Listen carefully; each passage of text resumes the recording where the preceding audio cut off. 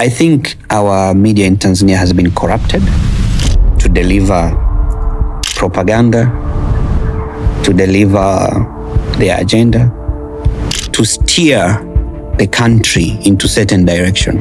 Africa is young. The rest of the world is old. Yeah.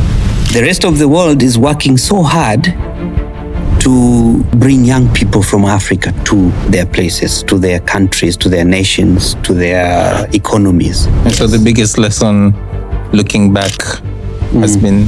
Ujana is complex kwa sababu hakuna ramani ya ujana.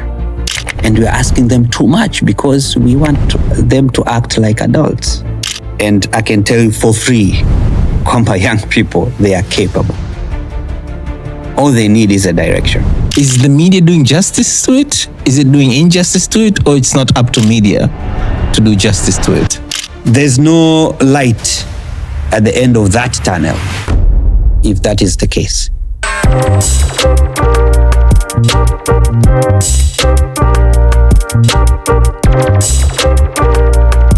Leo tulivyokuwa studio, Saidi aka na msimu wake. Bwana, kila chenye utamu kwa si uchungu. Na ikatufanya tufikirie sana episode ya leo. Ni kwa sababu episode yetu ya leo inahusiana na ujana. Kwenye ujana kuna mambo mengi na kuna perceptions nyingi. Kuna misemo pia mingi. Ujana maji ya moto. Wanasema ukiwa kijana damu yako inatakiwa imechemka. At the same time watu wengine ujana wao unachelewa sana kuanza na wengine unachelewa sana kuisha. Kuna wengi wanafanya makubwa na wengine hamna kitu wanachokifanya na maisha yao katika ujana wao. Na kwenye hii episode yetu ya leo, mgeni wetu ni kijana ambaye atatuelezea jinsi ya kuishi na vijana wa Kitanzania kwa namna ambayo inawawezesha na inawakuza hao vijana kwa na mchango zaidi katika jamii yetu. Na mgeni wetu wa kutupiga msasa siku ya leo ni Alan Lucky.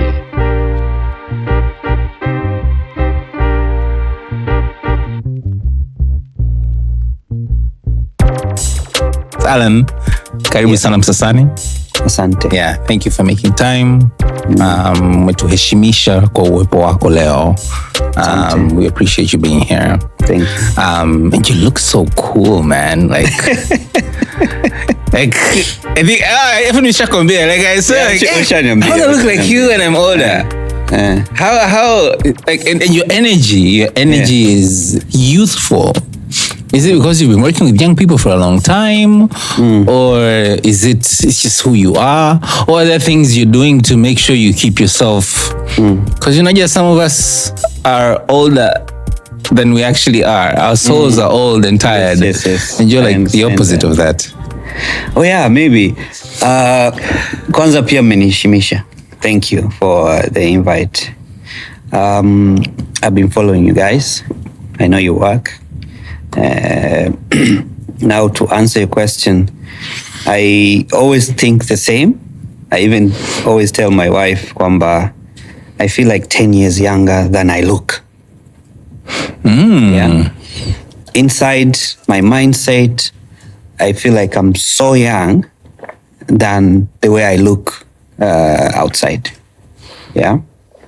And I think it's because I have been working with and for the youth throughout my career.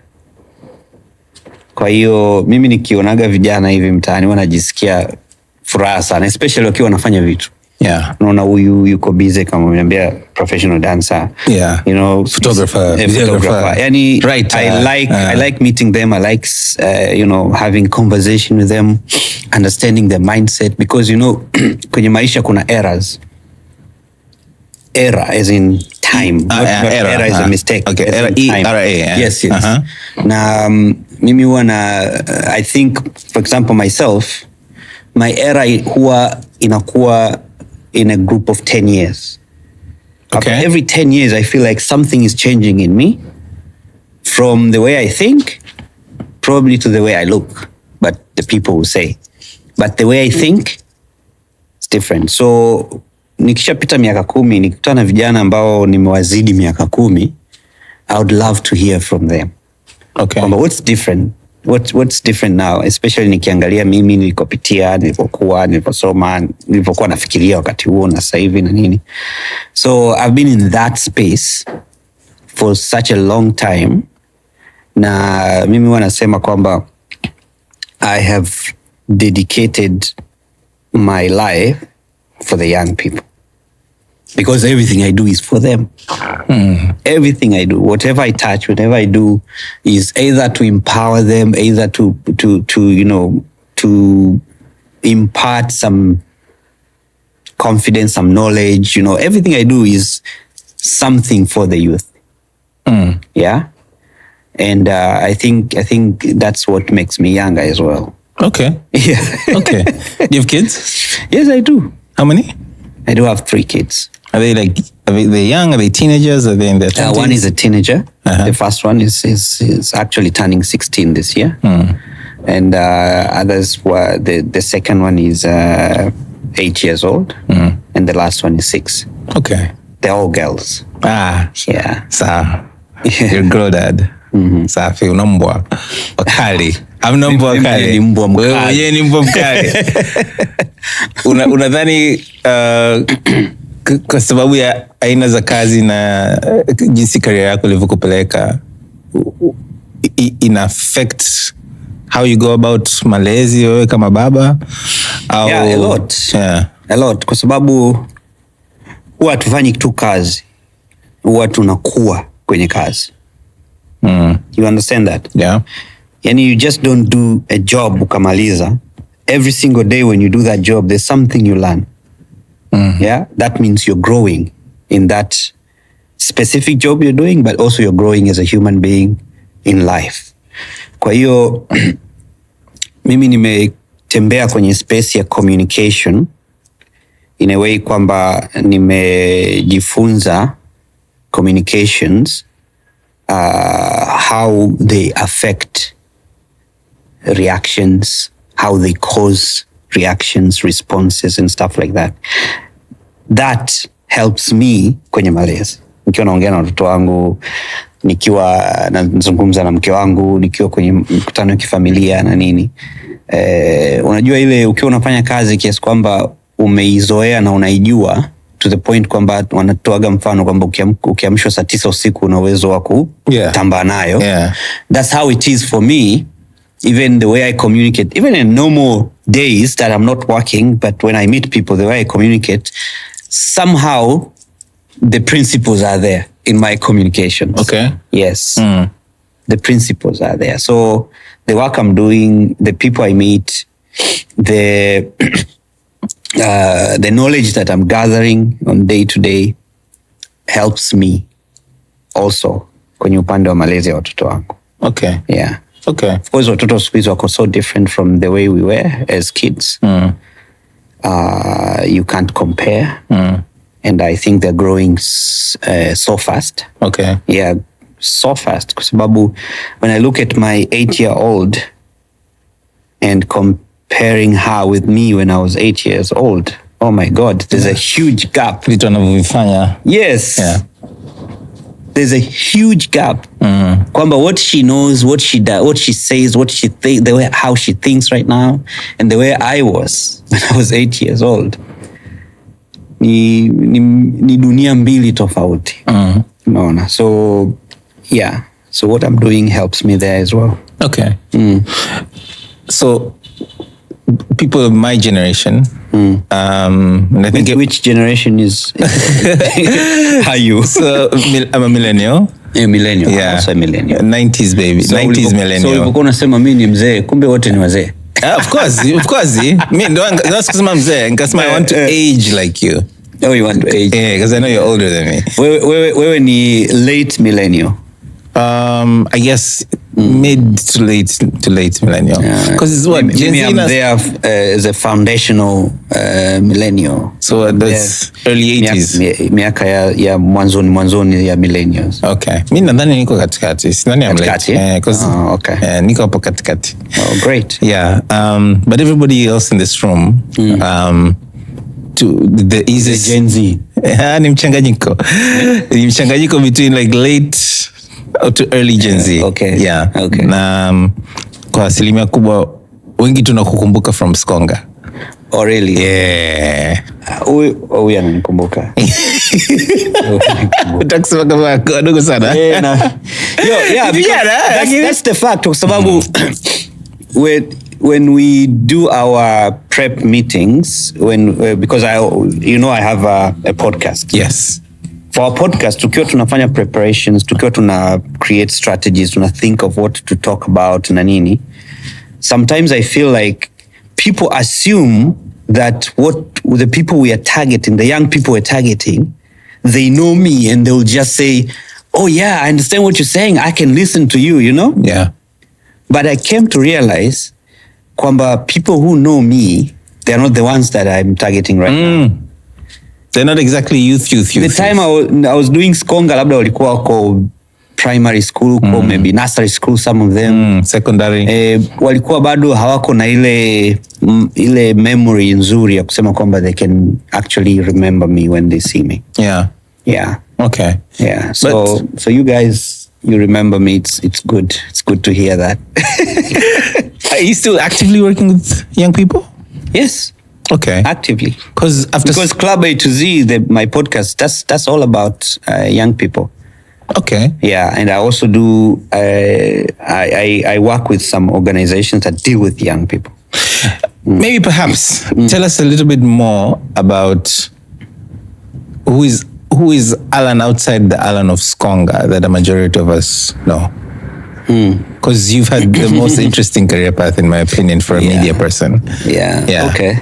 That's an interesting question. I've never thought about it. But Alan outside Skonga is a very shy guy, a very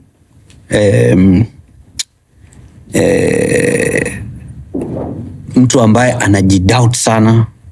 Unajua? Outside Skonga. Kimkuta Alan Skonga, huyu jamaa anajua kila kitu. Huyu jamaa yuko na confidence, lakini Alan outside Skonga ni binadamu wa kawaida ambaye anajifunza, ana self doubts. Alafu niseme kwamba ni introvert nje ya Skonga.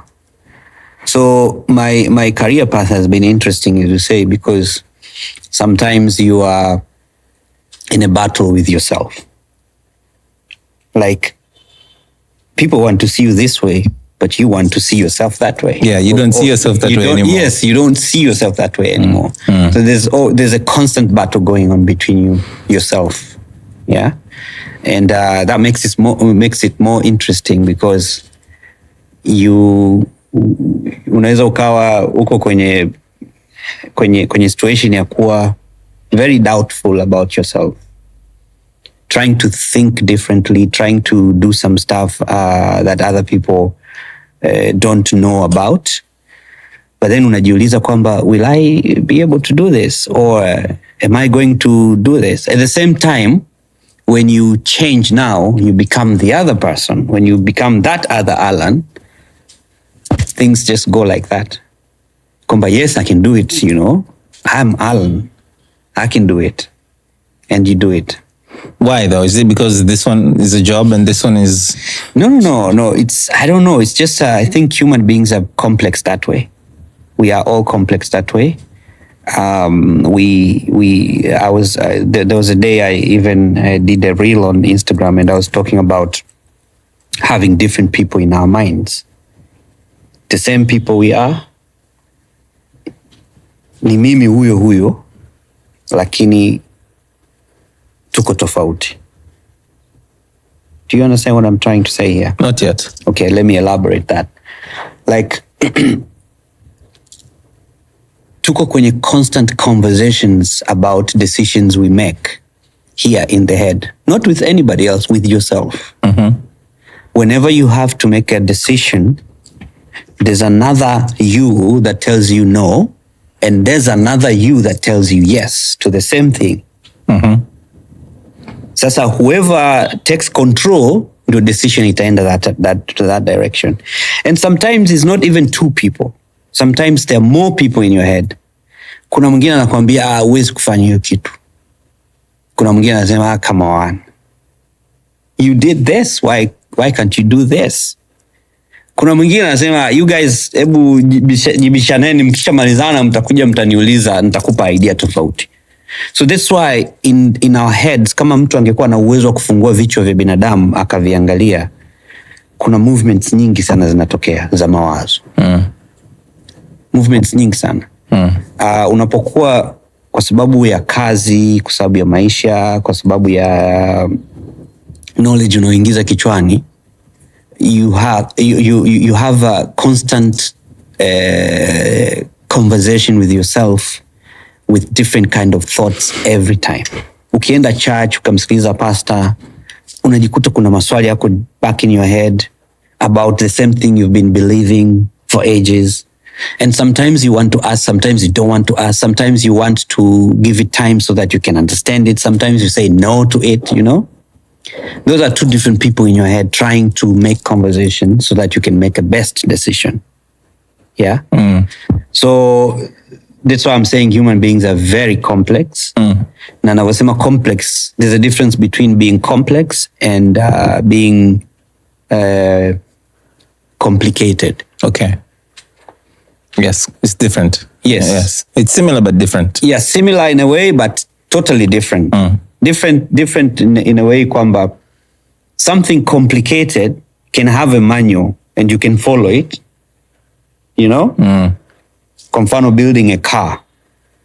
There's a manual, hata kama hujawahi ku build a car but you have all the spare parts and you have a manual to follow. Even if it takes you 2 years, you finally build it, right? Yeah. Because there's something you follow.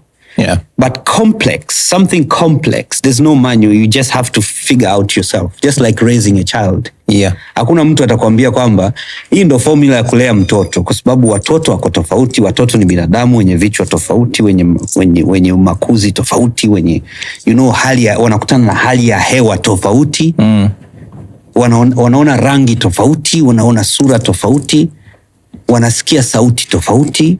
So all this makes a human being very complex to the point kwamba you can't have one formula to guide this one person. You understand? Yeah. That's the complexity of human being. And that's why I'm saying Alan Waskonga is totally different na Alan mwingine. Inawezekana kuna Alan watatu ama wanne. Kuna Alan na nyumbani, kuna Alan bro, kuna Alan baba, kuna mshikaji, yes, kuna mfanya biashara, of course, kuna landlord, all those, podcaster, SBC specialist, media specialist. You've done your research, my friend. Researcher. Yeah. Human-centered design expert. All those. Those are totally different people. Some look similar, sound similar, but they're different when they are in action. Yeah. Ujana.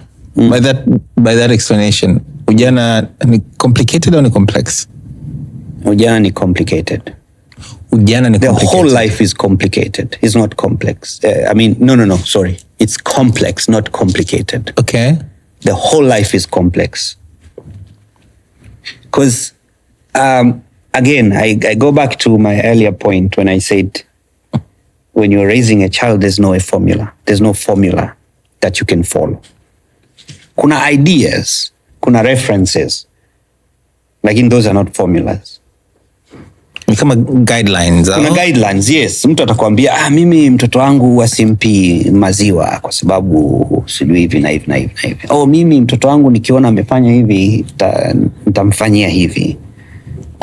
Kwa sababu baba yangu alikuwa akinimlea hivi, akinitulea hivi na nini. Unajua? Hizo ni references. Lakini as complex as human beings are, these references zinasaidia tu, lakini you can't say I follow this reference and I follow that reference or I follow all the references. You'll be confused. You'll end up being crazy. Hata huyu mtoto anayekuwa hawezi So ujana is complex kwa sababu hakuna ramani ya ujana. Kwa sasa tunamsaidia vipi kumuongoza kijana? Good question. Inabidi kumfahamu tangu akiwa anakuwa. Unamfahamu tabia zake, unamfahamu anapenda nini, unafahamu ana react vipi to issues, kwa sababu that's the whole essence of good communication. You have to understand the person that you are communicating to. You have to know them, sindio? Yeah. Tunafahamu the way tunavyoongea na maskari tukisimamishwa barabarani kama umedrive. Yeah. That way you uongei the same way with a doctor or a shopkeeper or somebody, you know. So once you know who you're talking to, that means you know how to structure your communication, your messages in a way that they will understand and they will accept it. Okay. So even vijana wako hivyo hivyo, kwa sababu life is complex, human beings are complex. You have to make sure you understand that one person you're talking to. You can't understand them 100% because people change. People get new knowledges every day. Yeah? So you need to focus and understand them. Once you understand them, as I say, you can't understand them 100%, but at least you understand them maybe 60-70%. Yeah. Once you understand them 67%, there's a chance that they will follow what you're saying, or there's a chance that they will start doing what you're telling them to do, or what you're expecting them to do, or there's a chance that they will react the way that you feel like they should react. Okay. Yeah. Okay. Yeah. Walisema ujana maji ya moto, walikuwa na maana waliwasema hivyo, ujana maji ya moto. Kwamba lazima. And I think that's a very complex time of a human life. Yeah. Because that's when now you actually set yourself up for either success or failure. Ukiangalia serikali yetu ujana unaisha 35. Wewe unadhani ujana unaisha 35? I think that's a political way of putting it. Ujana unaisha wakati gani? Maji ya moto yanaanza kupoa. Ujana I think maji ya moto haya kuna wakati yanachemka na kuna wakati yanapoa, lakini lini yanachemka na lini yanapoa yanategemea na mtu na mtu. Kwa sababu we are fruits of our environment. Tumana wenzetu Marekani, Ulaya na nchi zingine tofauti na Afrika. I don't know kama Afrika pia tuna nchi ambazo zimepiga hatua kiasi hicho, lakini wenzetu unakuta mtu wa miaka 20, kijana wa miaka 20-21 tayari, some of them are CEOs of companies. Some of them are already running successful businesses. Some of them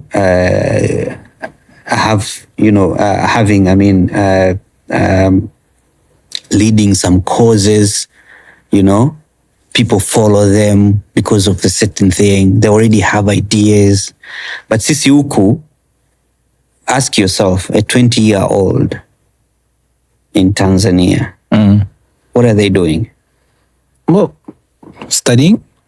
They're still in school. Yeah. Maybe that's a setback.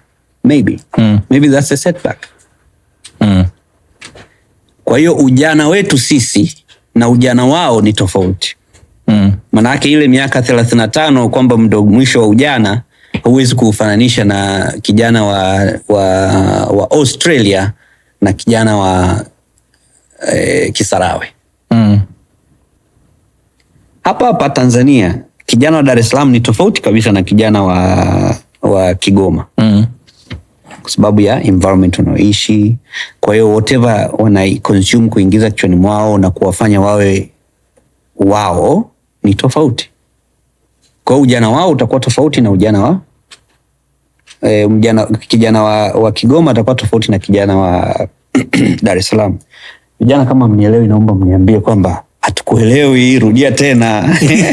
Unaposema okay, so of course ndio ujana wao lazima tofauti, kwa mazingira ni tofauti, na exposure tofauti, yes. Na vitu ambavyo vinatokea katika maisha yao vinatokea kwa kasi ya tofauti. Exactly. Kama mfano uliotoa like mtoto wa miaka 8 sasa hivi na ule mko na miaka 8 uko tofauti. Yes.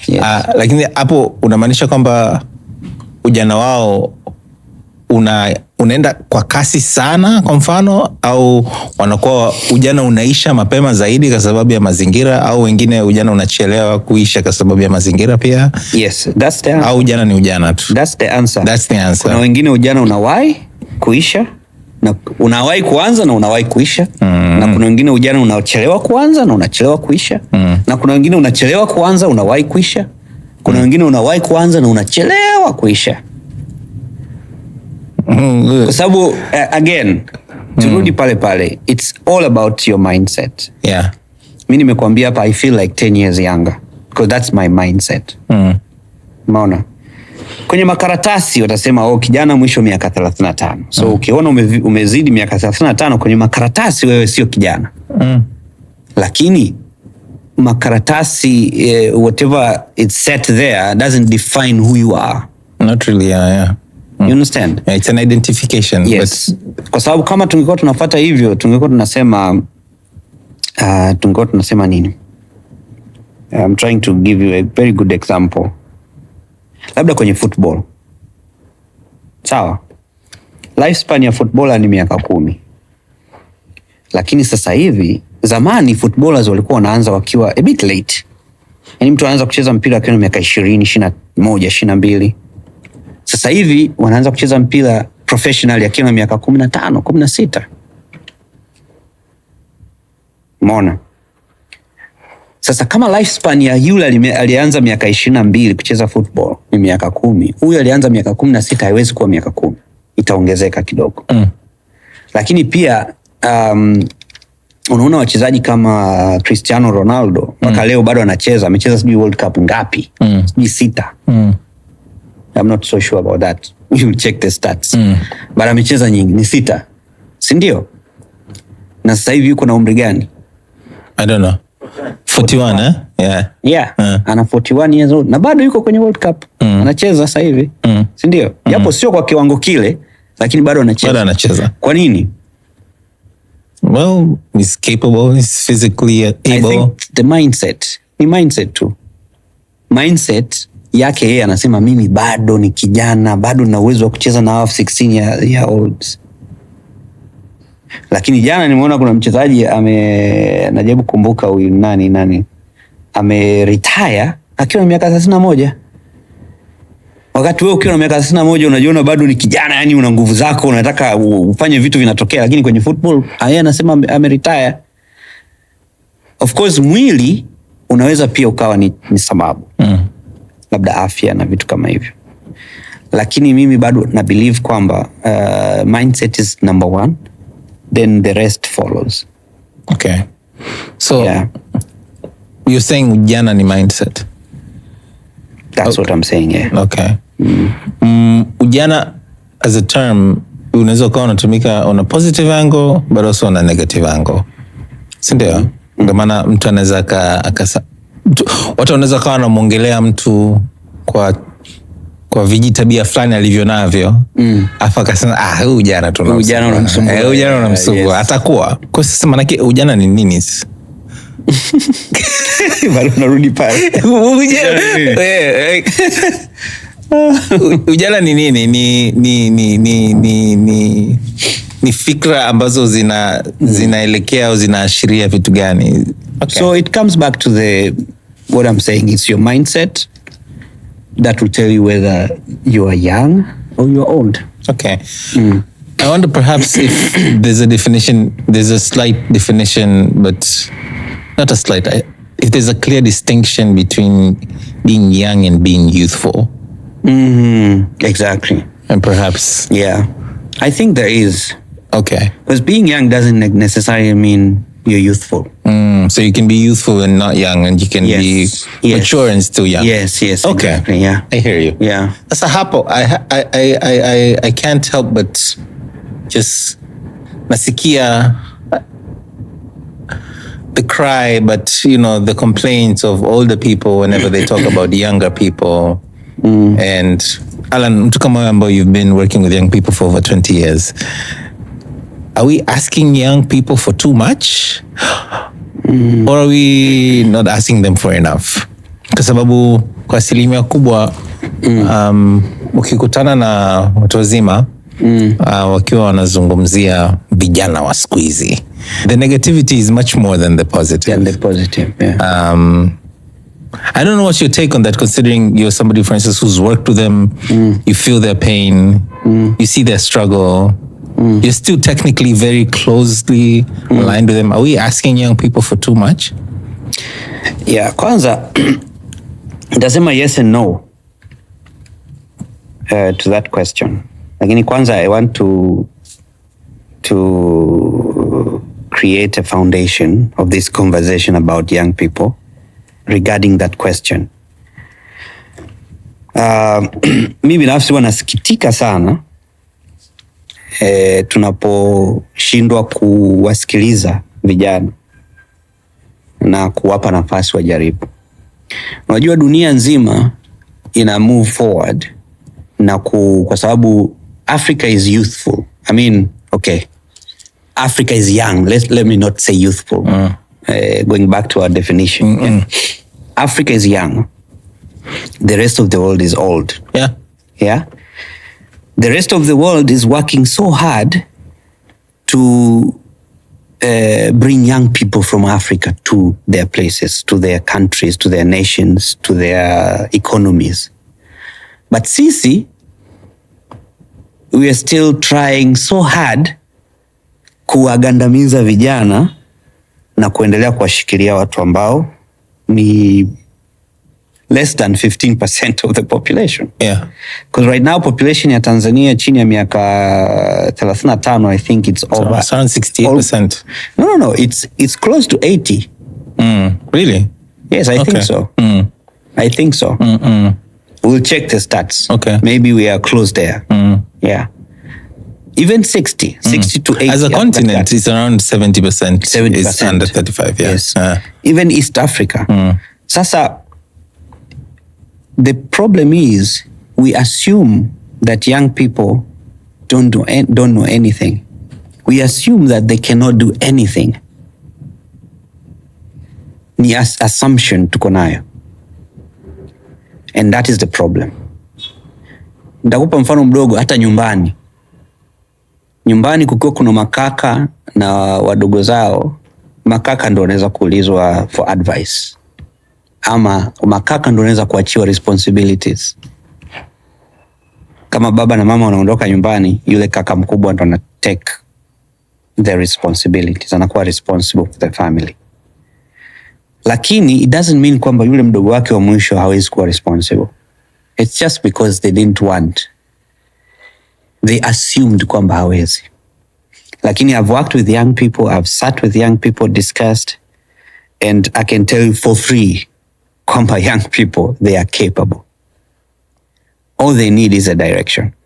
That's what they're missing.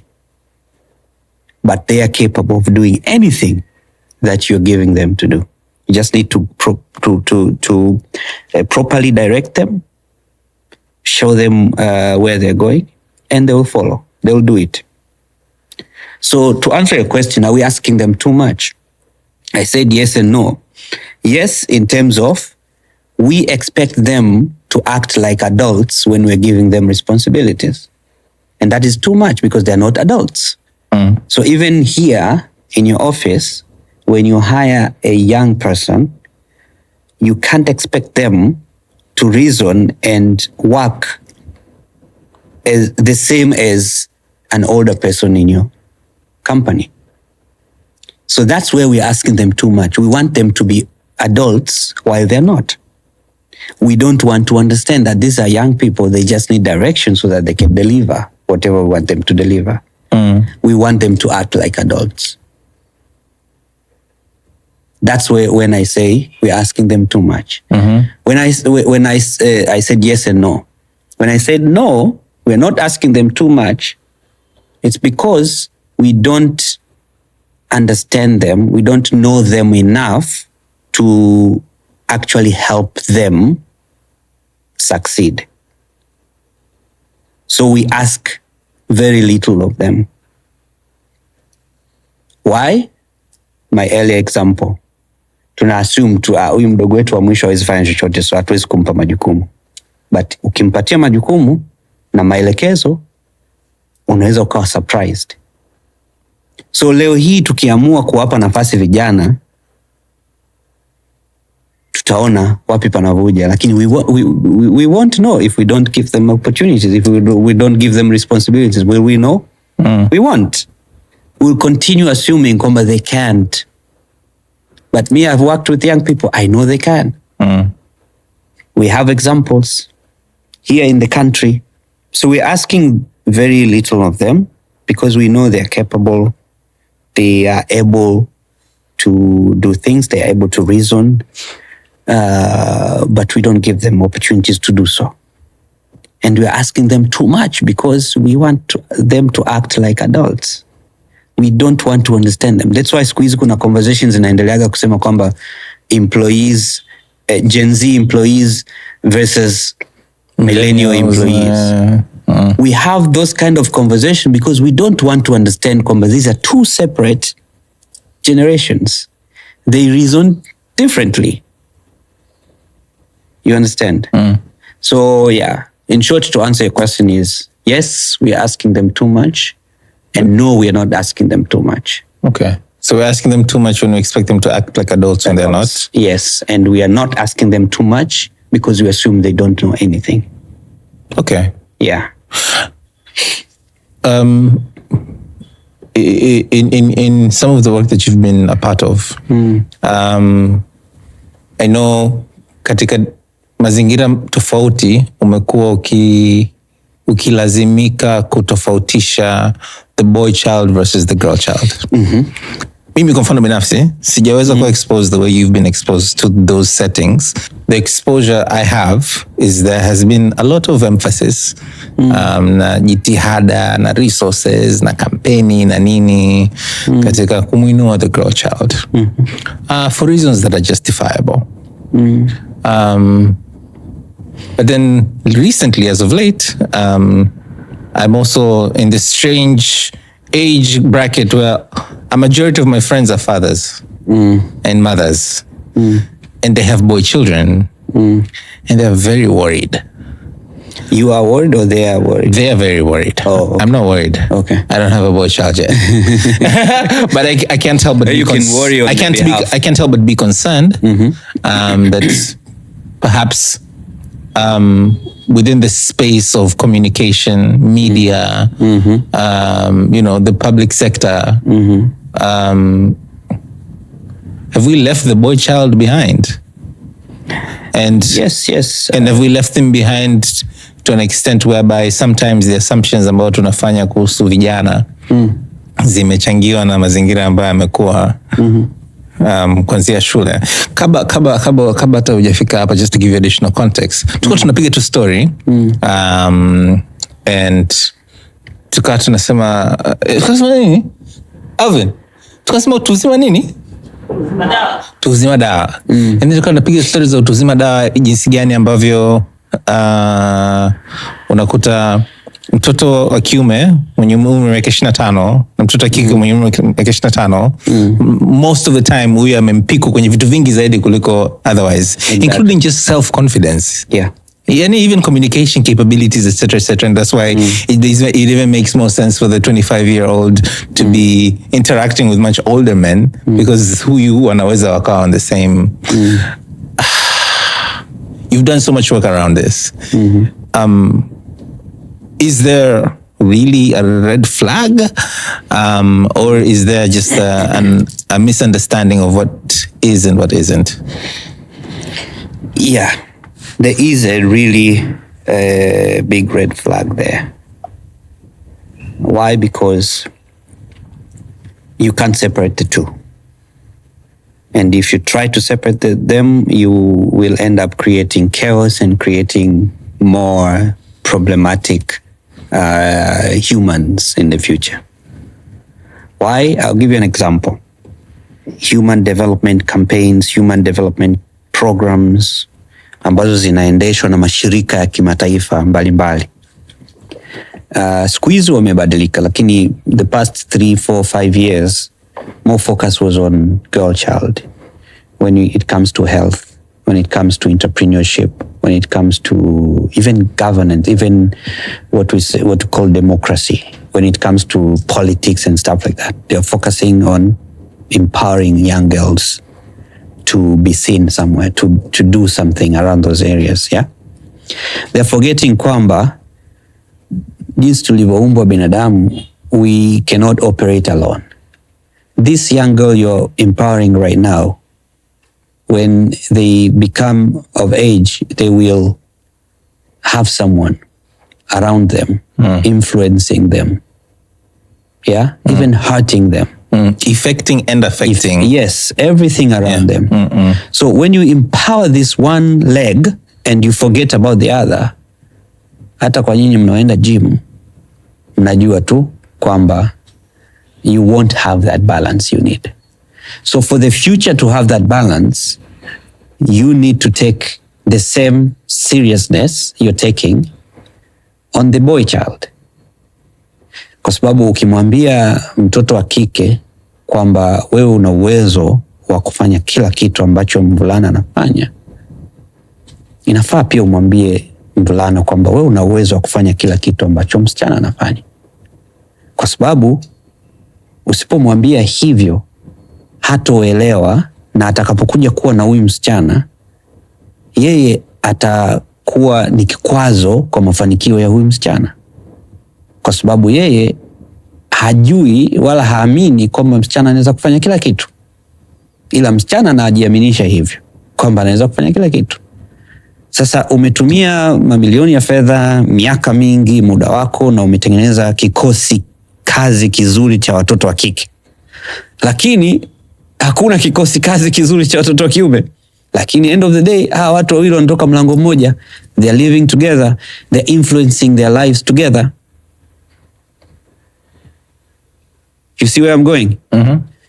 There's no light at the end of that tunnel if that is the case.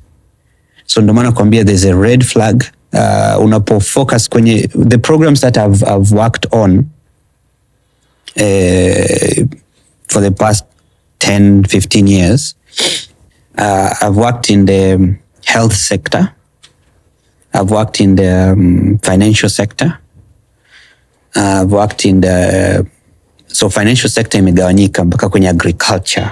I've worked in the agriculture sector, entrepreneurship as a whole, na pia what we used to call in our little office participation, ambayo sasa hiyo ndo ina include governance, democracy and everything.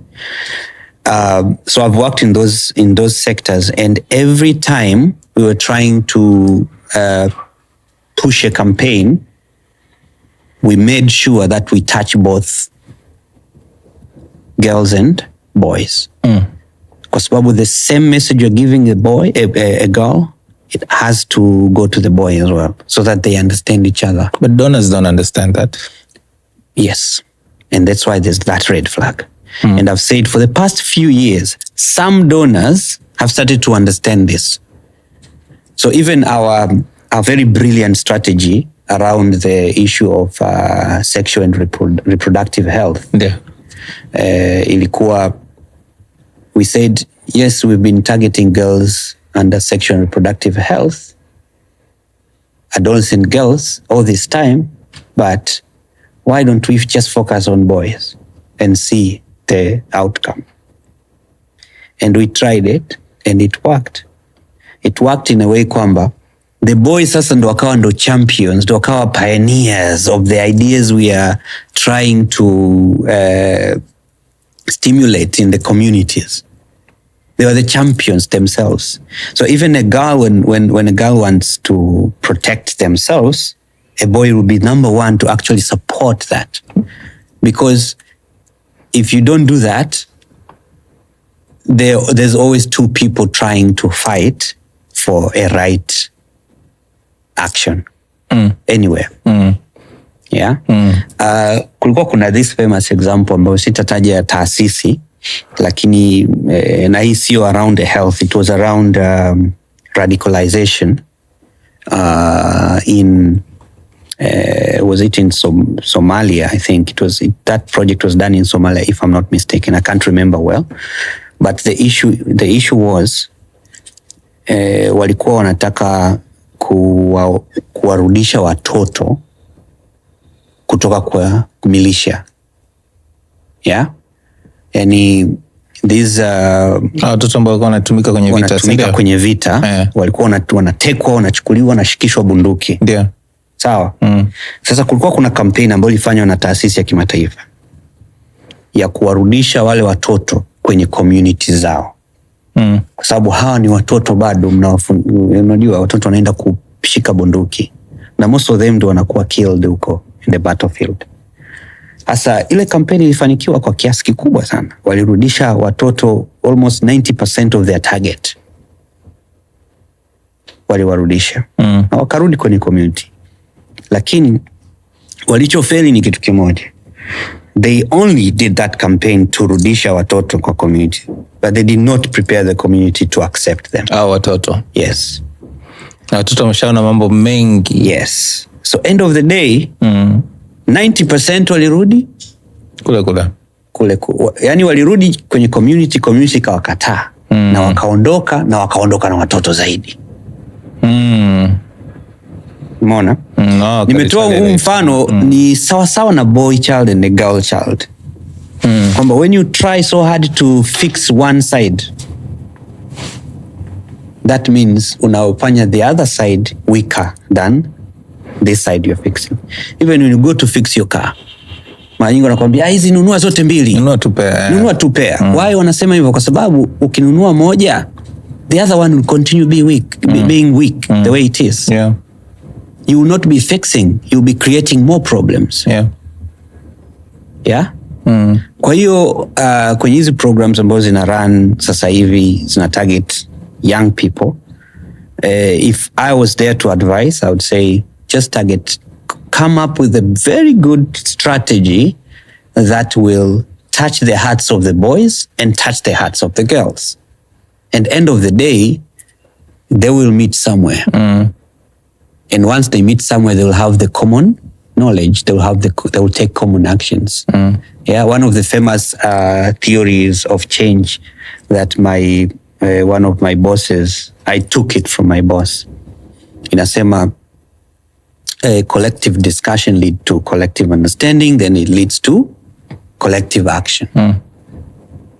Hapa leo nikiwakusanya nyinyi wote hapa tukaanza kuzungumzia kuhusiana na nani ana win World Cup, tutabishana, lakini probably at the end of the day tutaanza kukubaliana baadhi ya vitu kama tuna facts.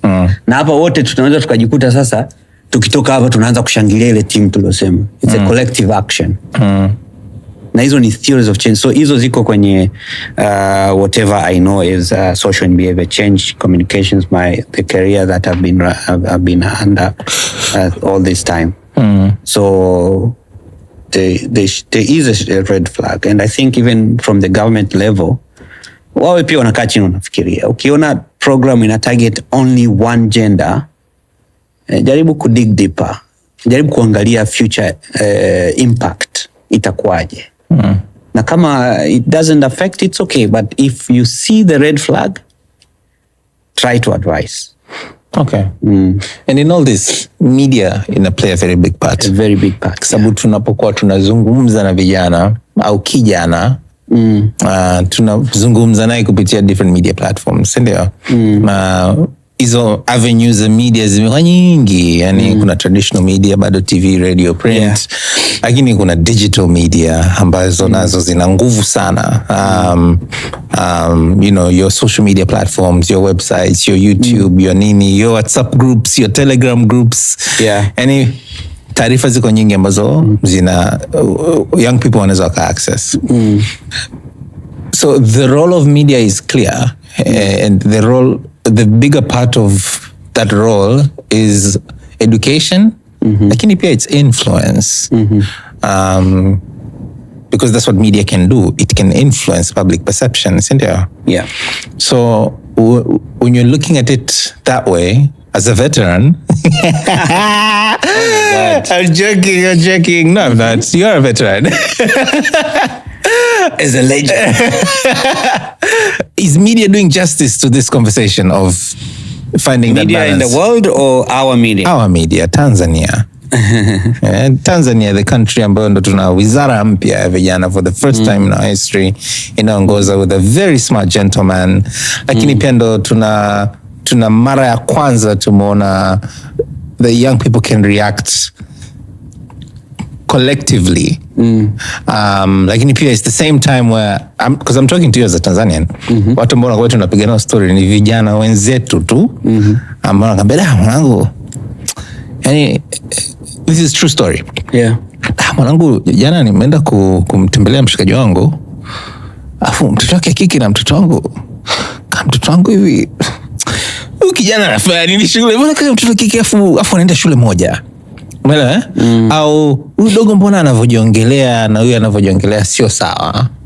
Huyu mwalimu mbona anavyoongelea hiki na kinavyoongelea huko sio sawa? Mbona nikijaribu kutafuta maarifa zaidi na taarifa zaidi juu ya vitu vya aina fulani, I don't get this as much as I get this. Like is it something, well, I think I don't know how to ask this question. Like is the media doing justice to it? Is it doing injustice to it? Or it's not up to media to do justice to it? Because media is also an avenue. Yeah. If I understand your question, and I'll just go with the very clear question you've asked, if the media is doing justice to our younger generation, to the country, right? Is that the question? Yes, that's the question. I would say, and I've said this before, na pia kama nitakuwa labda nimeongea negative kidogo na mtanisamehe, lakini this is how I think. I think our media in Tanzania has been corrupted. I'm sorry to say this. I'm a media person. I've been there. I've worked in media. I still work in media behind the scenes. Lakini I feel like the media has been corrupted in a way kwamba, and that is happening in many parts of the world because of the power and the influence that the media has. Powerful people can use the media as a tool to deliver propaganda, to deliver their agenda, to steer the country into certain direction. Yeah? To distract also people from the reality. Takumbuka back in the days in the Roman Empire, kukiwa kuna issue wanaitisha, ndio maana wajenga zile wanaita nini, Colosseum. Yes. Wanaita walikuwa wanaitwaje wale? Gladiators. The whole city comes there and everybody forgets everything. So the Colosseums of today zinafanywa na media. Okay. Zinafanywa na media. Na I think that's, for me, that's that media being corrupted because they're being used. In an ideal world, the media is one of the main pillars in the country to educate, to inform, and also to deliver the truth. Yeah? So yeah, our country is led by brilliant people. The ministry is led by a young, brilliant person. It's not easy, again, to get back to where we were. Probably this is my way of, probably I see it this way. Maybe you don't see it this way. Maybe other people see the same way as I see it. Maybe other people don't see the same way, in the way I see it. But kama ningekuwa mimi, ningetafuta namna ya kutumia media kutengeneza kizazi cha vijana, kwanza wazalendo, pili shupavu, ambao wanaweza kuibua hoja na kutengeneza njia ya kwenda sehemu ambayo tunataka kwenda kama nchi. hata kwenye wizara kwenyewe. Kuna wizara ya habari, sanaa na michezo, kuna wizara ya vijana ambayo ni mpya, nchi yetu haijawahi kuwa na specific wizara kwa vijana. Kuna wizara ya elimu iko pale. I think kwa mfano hizi wizara zote tatu zingeamua kuwa na ajenda moja ya vijana ya kujifanyia kwanza utafiti tu. Vijana wetu wa Kitanzania wanataka nini? Wana lack nini? Na je, tukiwapa hicho kitu kuna chochote kitabadilika kwenye maisha yao? Wafanye tu wako ka utafiti kadogo. Of which mimi nasema kwa uhakika zaidi wakifanya hivyo na kweli vijana watabadilika. Na je, wakibadilika, je hicho ni kitu ambacho wanaweza kukiendeleza? Kwa sababu kijana maji ya moto, kama tulivyosema ujana maji ya moto. Ukifika kuna umri fulani maji yakishakuwa yanachemka, unahitaji kuwa busy, unahitaji kufanya kitu, unahitaji kufocus, you need to be doing something. If you don't do that, you become bored, and once you're bored, it's easy to be lured to different directions.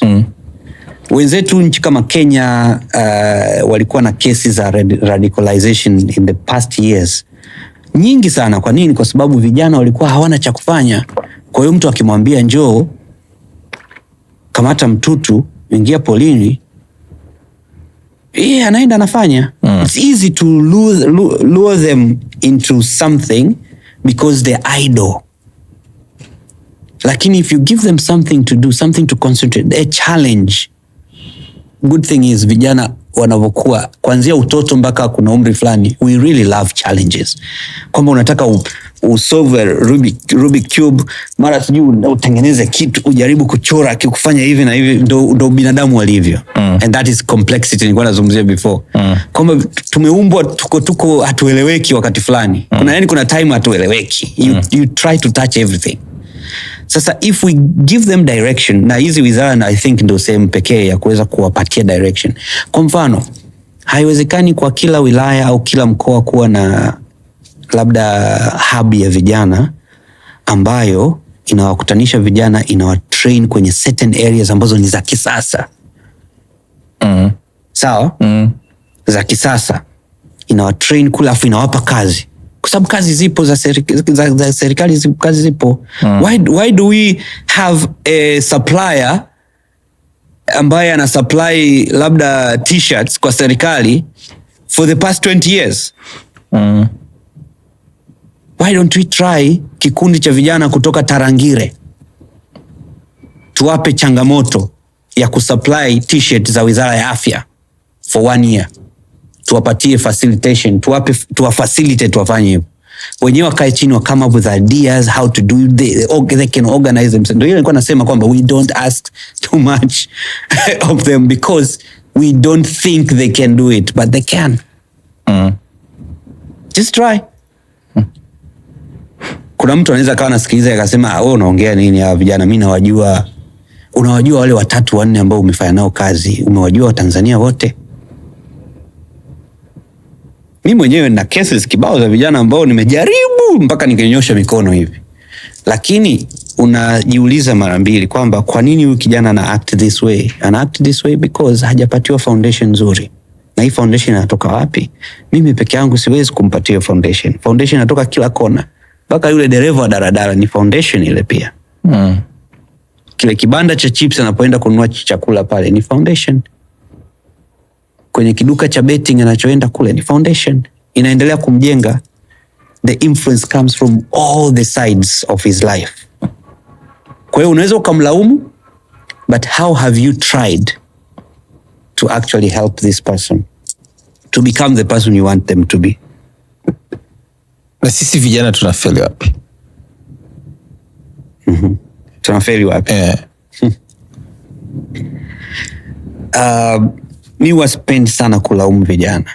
Japo huwa nafanya hivyo pale inapotakiwa. Sisi vijana hatukuwa vijana kwa kupenda sisi wenyewe. Hatukuwa watoto kwa kupenda sisi wenyewe. Tulizaliwa, tukaletwa kwenye mfumo. Mfumo wetu unaanzia pale nyumbani, mfumo wa kifamilia. Sawa? Na mfumo wa kifamilia, zikiungana ndio inatengeneza jamii, baadaye inakuja kutengeneza nchi. Sawa. Sasa mfumo mdogo tu ambao umetuleta sisi duniani, tunashukuru tuko hapa duniani, sawa, asante, umetuleta duniani. Mfumo unatujenga vipi?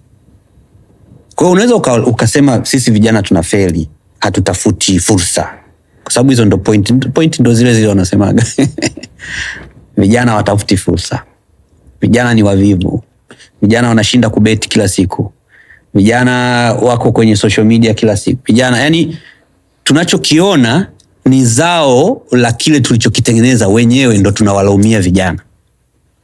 Kwa sababu sasa kijana yuko idle, what do you expect them to do? You want them to come to you and say, boss, hapo kuna nafasi ya kupiga picha. Kwa nini hajafanya hivyo? Kwa sababu hujampa hiyo confidence ya kuja kwako na kukuuliza kazi, hujamtengenezea hayo mazingira. Hayo ni maoni yangu. Unaweza ukawa na maoni tofauti, it's okay. Lakini mimi naona tunawalaumu sana vijana kwa vitu ambavyo tungewajenga sisi wenyewe kuanzia. Sasa hivi hata umesema marafiki zako wana watoto. Yeah. Nenda kawaulize how inquisitive the kids are right now. Yeah. As compared to sisi tulivyokuwa. Yeah. Nitakuuliza wewe swali, unafikiri ni kwa nini? Aina ya malezi. Exactly. Siku hizi kuna mababa wengi zaidi ambao watoto wao wanaweza kaongea na baba. Because baba bado ni baba, lakini anaweza kaongea naye. Akacheza naye. Aka spend time na yeye, hata ku build projects. Yes. Sisi tulikuwa nafanya projects za shule wenyewe. Yes. Sasa hivi kuna kiti cha baba utaki kukaa. Sisi tulikuwa ukisikia tu funguo ya baba hivi, unakimbia, hauonekani tena hapo. Kama ulikuwa umekaa sitting room, kama ulikuwa wapi, unakimbia na unajifanya uko busy, kwa sababu ni malezi ambayo tumekuwa nayo. Yalikuwa anafanya kazi wakati ule, lakini kwa sasa hivi hayafanya kazi. Watoto wetu siku hizi wako wanajua vitu vingi kwa sababu ya exposure ambayo sisi tumewapatia. Tumewaruhusu waone vitu, tumewaruhusu wafunguke. Umeona? Huku kuwaruhusu kufunguka, hawa watoto wetu wa leo ni tofauti na vijana hawa tu wa leo tunaowazungumzia. Hawa vijana wa leo maana yake tuseme ni vijana wa miaka tuseme 18 mpaka 30 hapo. Hawa ni zao la, inawezekana labda ni very early millennials ama nyuma yake kidogo ama gen, wale wanaitwaje wale wa nyuma yetu? Sawa. Before millennial, nimesahau. Sio Gen X. Sio Gen X. Ni Gen X, Ni Gen X. Ni Gen X. Ni zao la Gen X. Gen Alpha ni? Gen Alpha wanakuja. Okay, ni Gen X, okay. Kwa hiyo hawa vijana tunaozungumzia ni zao la Gen X. Yeah. Na kama kuna millennial na mtoto wa miaka 18, basi huyo millennial alikuwa walianza mapema sana. Jana ulikuwa wa moto. Yes. Lakini wengi ni zao la Gen X. Sasa Gen X wao waliwalea vipi? Umeona? Sisi tunawalea hivi, wao waliwalea vipi hao watoto? Kwa sasa hivi tunaweza tukawalaumu, lakini ni zao la mfumo wa malezi kutoka nyumbani. Mfano, huwa natoa mfano mara nyingi. Huwa tunakaa tunalalamika, fedha zetu za wananchi zinaliwa, sijui nini. Anayekula sio Mkenya wala sio Mganda wala sio Marekani. Anayekula ni Mtanzania. Na huyu Mtanzania usikute ni Msukuma. Na huyu Msukuma usikute ni jirani yetu. Na huyu jirani yetu usikute ni baba yetu. Unaelewa nachokisema? Nakuelewa. Kwamba huyu tunayesema sasa hivi anakula hela zetu na mlalamikia ni zao la familia zetu, ni sisi wenyewe, ni ndugu yetu, ni kaka yetu, ni mdogo wetu, ni mjomba wetu, ni baba yetu, ni babu yetu. Je, tukimuona akija kwenye family event tunamkasirikia vile vile ambavyo tunakasirika huko mtaani kwamba wanakula hela zetu? Je, tunamwambia pale akija kwenye family event kwamba wewe hatutaongea na wewe kwa sababu fedha za barabara umekula 80%? Tunafanya hivyo? We don't. In fact, tunawa celebrate. Tuna celebrate watu kwa namna hiyo. Yeah. tunarudi pale kwenye ule mfumo mdogo wa familia. Kwa sasa hivi hata ukisema vijana wanafeli wapi? Vijana wanafeli kwamba hawana confidence enough ya kuweza kutafuta opportunities. Hawana confidence ya kusimama ya kusema kwamba I can do this and I am ready for the challenge. Hawana confidence enough hata ya kumaliza task waliopewa, kwa sababu akiwa nafanya hata huko makazini, ukimpa kazi Gen Z unajikuta wewe kila wakati uko around na yeye, tukoona je anafanya vizuri, je tunafanikisha hii ndani ya tarehe tulizozipanga hivi. Ukimwacha alafu akafeli ya kwanza akafeli ya pili, unafikiri atafeli mara ya tatu? Ukimpa nafasi ya kujifunza ndo anajifunza, ndo unajenga timu bora. Ndo unajenga timu bora. Hata kama utafeli, ndio project ya kwanza ya pili, kwa sababu Gen Z alikuwa anailead na kutokana na ujenzi wake akashindwa kuifanikisha, lakini anajifunza the next project ataifanya better than the previous one. After 3-4 projects huyo ndo atakuwa the lead. Na hata unaweza ukalala usingizi wala usipate shida. Kwa hiyo wanafeli kwa changamoto ambazo sisi wenyewe tumewawekea. Kwa hiyo ni changamoto pia za kimfumo. Za kimfumo. Okay. Yeah. So tuna segment nje ya boxing and I'm going to paint a few scenarios for you. Okay. And then I'm going to ask you to just share your opinion with me.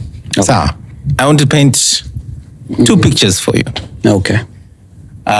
Najua ni creative. I hope uta enjoy. I believe so. I hope uta enjoy. Yeah. Sa picha la kwanza. Vijana wote Tanzania ambao wako kwenye umri wa 20 hapo. Sawa in school na out of school. They're 20 years old. Yani vijana ambao wameishi vya kutosha, wanashaanza kuzielewa changamoto na wana opinions mbalimbali juu ya mambo mbalimbali yanayoendelea katika maisha yao na jamii zao. Wakapata nafasi ya kuandika barua kuhusiana na hizo changamoto wanazopitia. Unadhani hizo titles za hizo barua zitakuwa ni nini? Titles za barua? Yeah. Hiyo barua inaenda wapi? Inaenda wapi hiyo barua? Inaenda kwa vyombo vya habari na vyombo vyenye uwezo wa kuinfluence. So vyombo vya habari, uongozi. Okay. This is a good one. What do you think the titles of those letters will be? Afu barua zao zina maelezo. Ni punchline. Ni punchline. Ni punchline.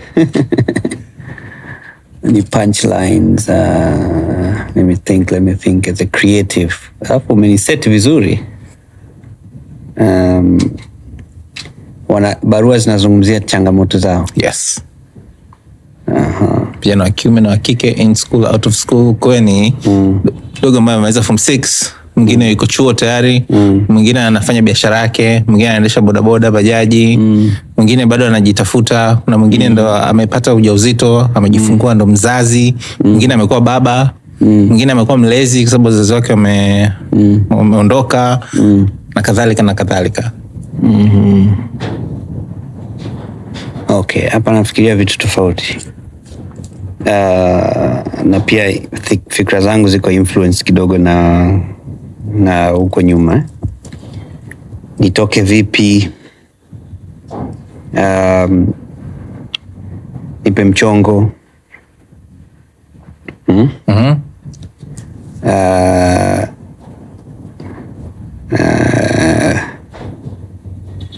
Titles za barua: out of school, in school, yeah, 20-year-old.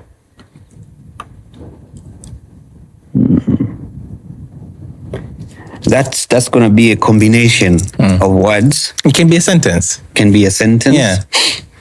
So najaribu kufikiria fursa, najaribu kufikiria mchongo, najaribu kufikiria pesa kwa sababu that is in their mind. Yeah. Najaribu kufikiria kufanya, like something that I can do now. It can be a bit of a challenge for me to put together one thing right now, but those are the areas I can touch. Yeah. Mkwanja, pesa, si ndio? Mchongo, like dili. like opportunities, fursa.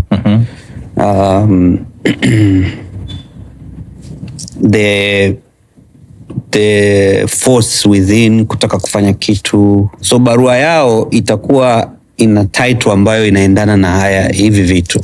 Yeah, I cannot put one thing right now together, but I think to be around that time, around those words. Okay. Yeah. Now imagine 2045. Sawa. Vijana wameamua kuacha kusikiliza wazazi wao, walimu, serikali, viongozi wa dini, wameacha kusikiliza. And it's 2045. The same vijana tunazungumzia sasa hivi, The same vijana ama vijana watakao kuwa 2045. Sasa hivi imefika 2045.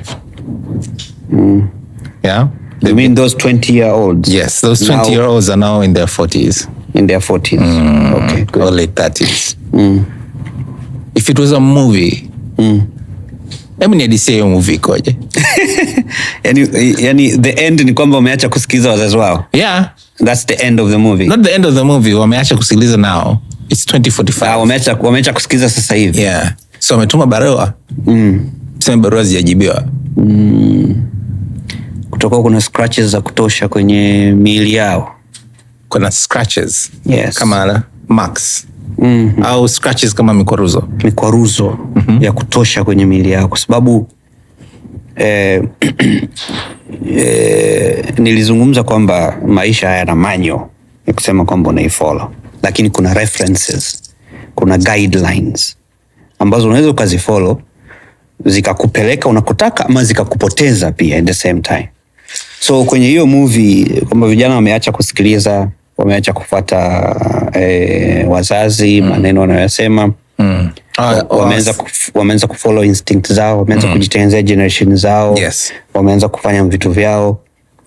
A lot of chaos inatokea kwenye hiyo movie kwa sababu tayari wao hawajaanza from the scratch, yani wako ndani ya kitu.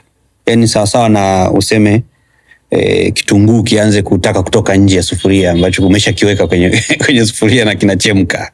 Umeona? Kwa hiyo kwanza kuna a lot of fights, fight against whatever they are in at that moment until kujipata kusema kwamba sasa we can start doing our own things na vitu kama, kwa sababu everything ni mfumo. Kwa mfano sasa hivi hata useme kwamba eti kwa sababu sitaki kusikiliza mtu yoyote, kwa hiyo sitatumia barabara hii, nitapita nyuma kwenye, yani unajua there's a mfumo. You get. So in that movie, for me, I see a lot of chaos happening from the beginning, but the chaos inaenda kuisha mwishoni, kwa sababu tayari watakuwa wameshapitia hiyo mikwaruzo yote, na mikwaruzo ndio itawajenga kuwa wao wale wanaotaka kuwa. Mikwaruzo inaweza ikawarudisha, ikawafanya wa regret ama wasi regret, kusema kwamba I wish ningemsikiliza yule mzee, ama kwa nini tumefanya hivi mapema, bora tungeacha kidogo angalau miaka 3-4 afu ndo sasa tujiongoze. Unajua kuna hiyo. So that's an interesting movie, by the way, to write and to direct. I would love to do that. Maybe I can think about it, but that's what I see. So hiyo mikwaruzo kwa mfano kwenye mileo ni viashiria vya kitu au ni sababu wamepigana, kwa sababu hivyo ni viashiria vya kutaka kutoka. Kutaka kutoka kwenye mfumo wa kimaisha tulionao.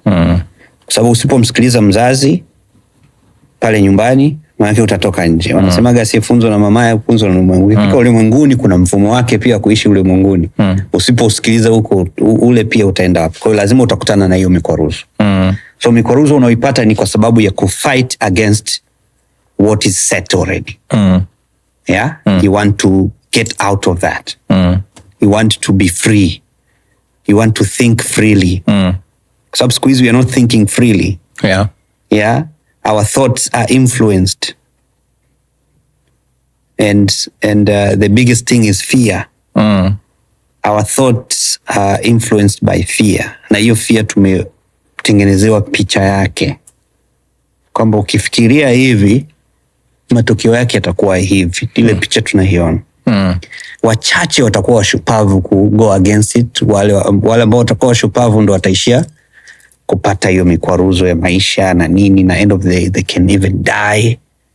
In that movie is very interesting that you know, the one that we are creating now. Some of them will die horribly because of trying to break away. In fact, this movie is inafanana kabisa na Silo.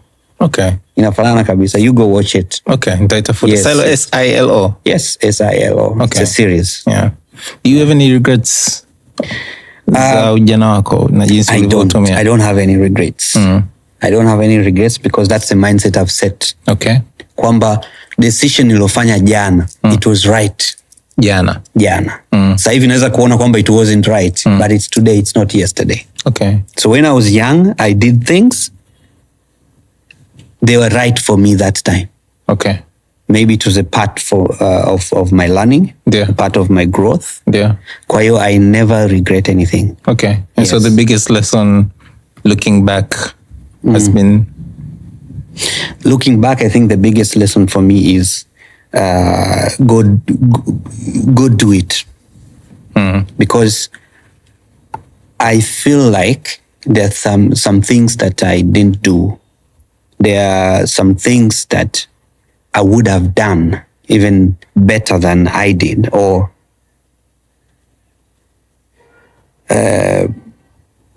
I feel like I've wasted my time, my youth.